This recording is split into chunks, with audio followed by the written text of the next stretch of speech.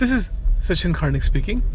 This recording is about real joy. What is real joy? This is a big question that we have from time to time.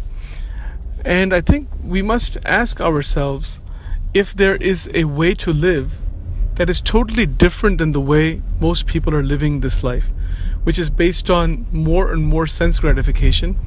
Many times it is based on just accumulation of wealth, or it is based on running after position and power. And it is also based on fear to a large extent. That's true for just about everyone, except for a few.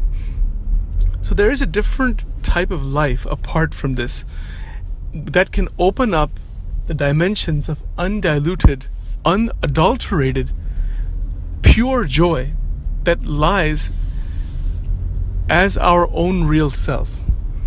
This joy is continuous and it is harmonious. Harmony is required to find this joy. So the first step is balance, or the first level we must all get to is a state of balance. The balance of the physical body and of the mind, because physical body has to be active to some extent, not overactive, not underactive. Otherwise the body cannot be maintained. Body has to become fit and healthy, and for that to occur, the mind plays a great role. The mind is the controller of the voluntary functions of one's body.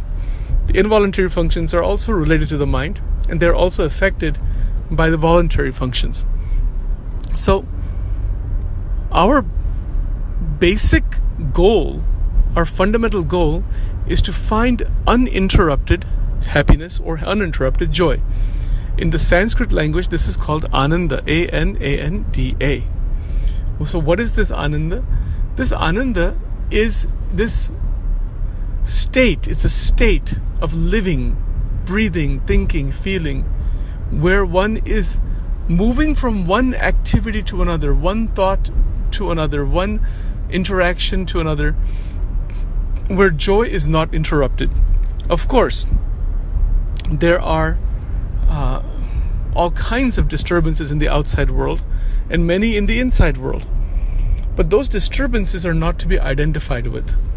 The identification process with the disturbances of the outside world and the inner world is the cause of not finding the real joy that is our own nature. So now what do we do with those disturbances? Fundamentally, those disturbances are not who we are. Not on the outside, not on the inside.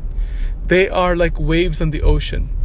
The waves come and go, but the ocean is eternal. In that sense, it's an analogy I'm using. The ocean is steady.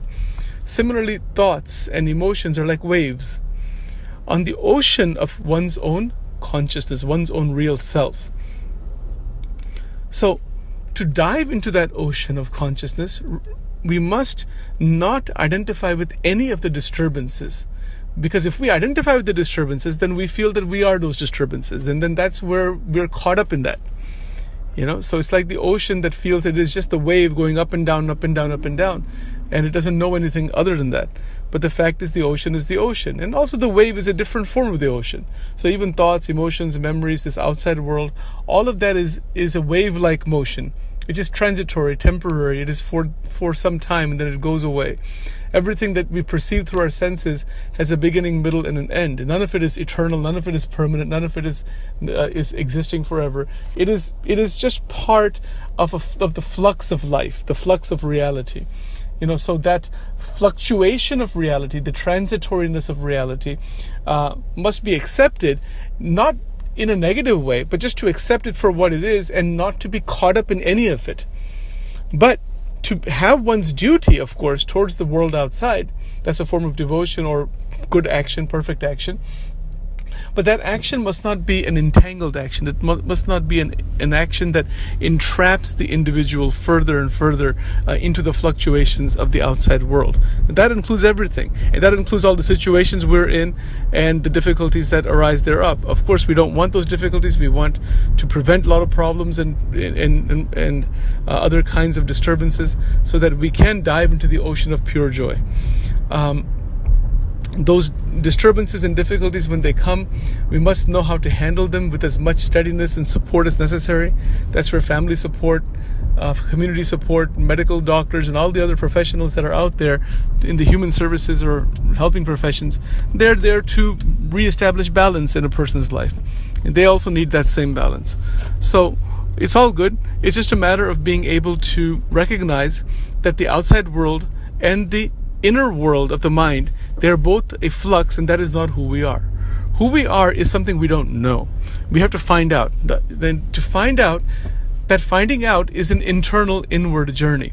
It is not something that can be empirically understood only. Empirical science and psychology, sociology, etc., they have certain level of benefit, and they can take one to certain level of understanding. We'll get into all of that at some point.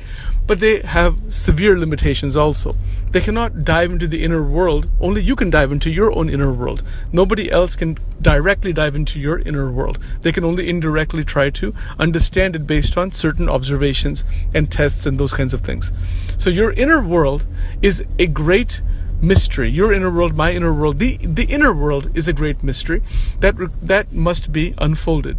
So that is known as self-unfoldment. That self-unfoldment, as it occurs, leads to that pure joy. The unfolding is a realization of what is actually eternal and versus what is transitory at the very base, at the very root.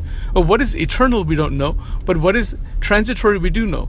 So by keeping our attention on the negation of that which is transitory, we find the eternal. That's called the backdoor via negativa approach. In the Sanskrit language, it is called neti neti. It's a backdoor approach. That it's not this, it's not this, it's not this. So that's one way to approach this. The other way to approach it is that whatever we perceive, even though it is transitory, we approach it with joy. We start with joy, with the feeling of balance and satisfaction and the right type of relationship with the outside world.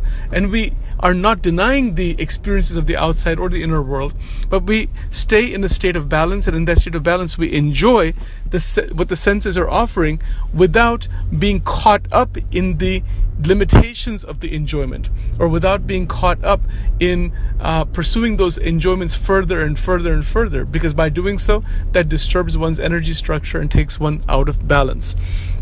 But the mind, unfortunately, the way it is set up, it feeds on more and more stimulation.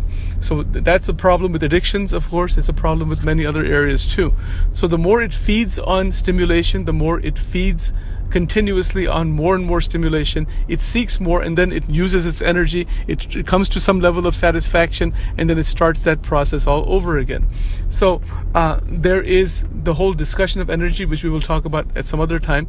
Right now, I can say this much, that we don't want energy to be disturbed. We want energy to be conserved, energy to be revitalized, and to do so, the healthy use of energy is necessary by the mind and for the activity in the outside world. So these are very contemplative ideas. We're going to get into it in much more depth. These are some initial thoughts about joy.